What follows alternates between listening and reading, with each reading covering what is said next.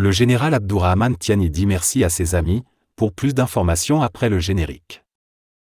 Bienvenue sur la Ligue planétaire.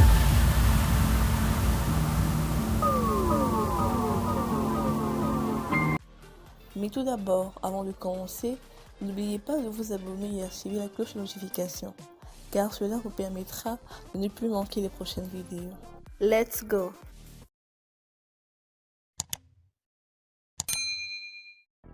Le Mali et le Burkina Faso traduisent actes concrets leurs engagements contenus dans leur communiqué conjoint et ont déployé des avions de combat et des hélicoptères pour répondre à toute forme d'agression contre le Niger, informe la RTN télévision d'État nigérienne à travers un reportage diffusé ce vendredi. Les deux pays ont décidé de mutualiser leurs forces à travers le déploiement de vecteurs aériens.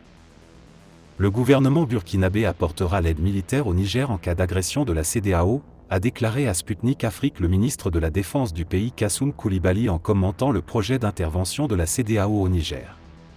Si cette décision est prise, le Burkina sera prêt à quitter la communauté, selon l'officiel burkinabé.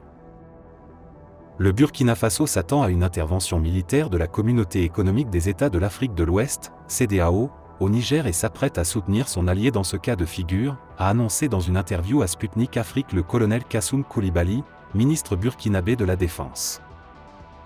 L'agression, on l'attend. De toute façon, on a déclaré sur le radio. Les chefs d'État ont déclaré, on est prêt, on soutiendra le Niger, a confirmé l'officiel burkinabé. Selon le colonel Koulibaly, il n'est pas logique que les pays membres d'une communauté économique créée pour vivre ensemble commencent à nous faire des barrières inutiles pour sauver des intérêts particuliers. Ainsi, si la CEDEAO déclenche une agression contre le Niger, le Burkina Faso sera prêt à quitter cette organisation. De plus, des officiers d'état-major du Mali et du Burkina Faso se sont réunis à Niamey. Un plan de riposte a été élaboré pour faire face à l'éventuelle intervention militaire de la CEDEAO.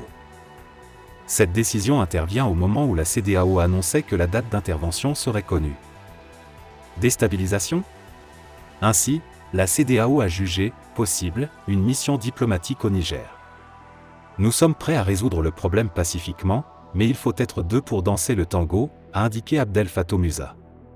Et le commissaire aux affaires politiques à la paix et à la sécurité de l'organisation d'assurer, si les putschistes veulent emprunter la voie pacifique pour rétablir très rapidement l'ordre constitutionnel, nous sommes prêts à renoncer à l'option militaire, car ce n'est pas notre option préférée, mais nous sommes obligés de le faire en raison de l'intransigeance du régime.